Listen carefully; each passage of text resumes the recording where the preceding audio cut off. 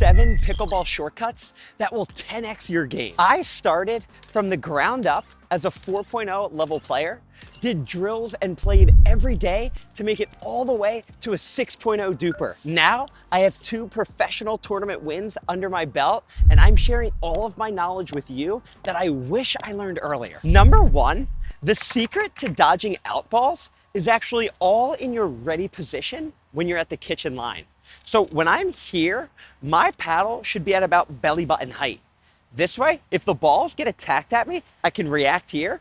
But if they attack me high, I'm not gonna react to leave them. Some players make the mistake of being all the way up here, and then they're likely to hit everything. Now here's some secret sauce that all the pros know that I bet you haven't heard before. So at the kitchen line, right about belly button height, and then as we back up on the court, look how my paddle gradually lowers, lowers, lowers. So when I'm in the middle of the court here, this is my ready position. There's not a time when my ready position should be up here when I'm in the middle of the court. The ball is going out if it's hit here, okay? Now, obviously, if we're looking to attack, that's different. But assuming we're on defense, I should always be here. I'm a smaller target, and it's easier to react than having to jump down. Shortcut number 2 is something I wish I learned earlier. And if you're susceptible to making easy errors, like hitting the ball into the net, 9 times out of 10, it comes down to bad or lazy footwork. If you're ever missing simple shots, evaluate your footwork and how lazy they are, per se. If you fix that, you clean up your errors, it is a legit magic trick. So watch whenever Ridley hits this ball to me, I get my body behind it. See how active I am? Look at my feet. What I see amateurs do is this. See that? Look. Now watch me. Physical. Look at that. I get my pelvis in front of the ball. Not only does this make me more active, but it also adds deception because I can go here, an aggressive dink, here, speed up. I can be much more tricky. When I'm like this, it's like we're playing patty cake as a kindergartner. No, we got to make it physical and be active with the feet. You never miss balls. This goes for third shot drops. This goes for drives, everything. Physical with the feet. Huge lesson, super easy. Look. Number 3 is, this is the most deceptive speed up I have ever seen. I just recently added this to my game, and I can tell you, I see nobody doing it. This is going to take the pickleball world by storm when it gets discovered. You heard it here first. So what it is when we're dinking at the kitchen line, when we get a dead middle ball, meaning a ball that like lands with not much spin in the middle of the court, when we're behind it like this, okay? The opponent can see where we're gonna speed up with our paddle face, right? So what I wanna do is actually angle my paddle face this way, and then when I make contact to the ball, I wanna hit side spin and hit the ball that way. So it'd look like this. So deceptive. Here's what it looks like. Pay close attention to my paddle face and where the ball goes. Super deceptive. So we got Zach and Ridley here. Let's go, baby.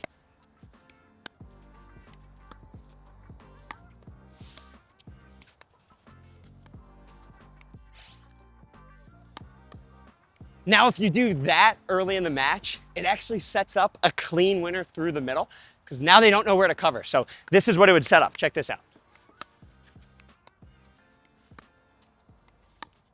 Tip number 4 is actually a mental tip that completely shifted my way of thinking and the way that I see the game.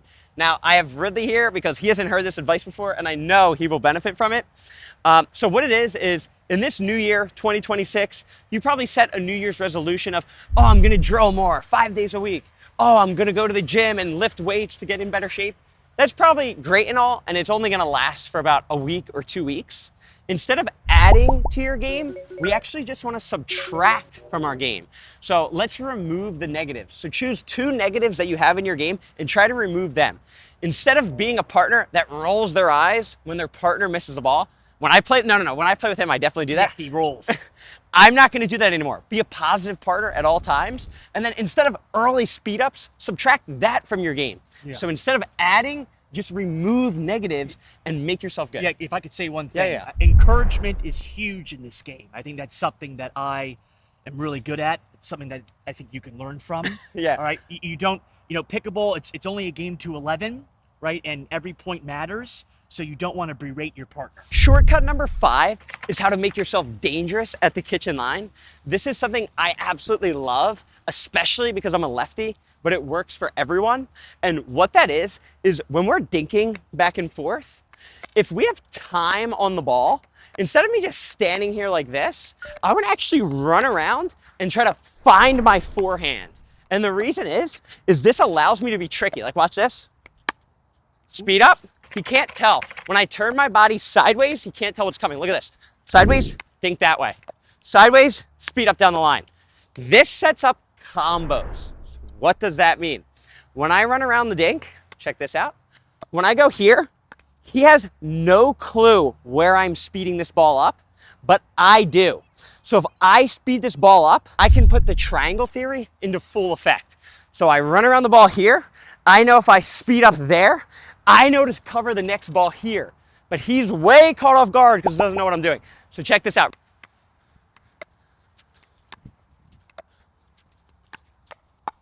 See that? He has no idea that I'm doing that. Another combo off that is now instead of me running around it and going that way, stepping here, I'm gonna run around it and go straight ahead at him.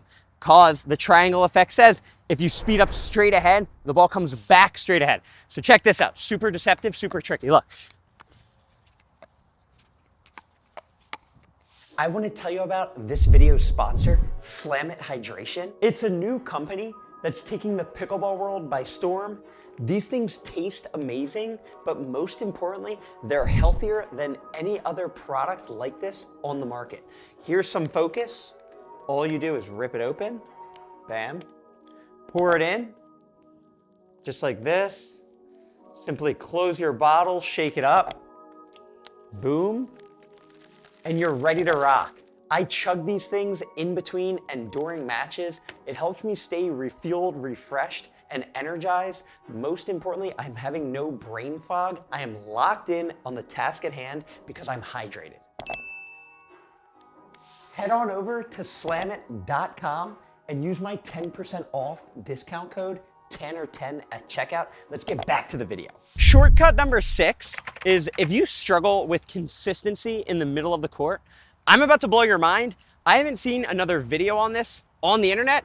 And as you know, I'm a pro trying to pursue it. So I've spent the hours, I know what works. And what it is when you're hitting resets in the middle of the court here, you should be hitting a backhand in between your legs like this. Sometimes I'll see amateur players with a forehand. You should never do that.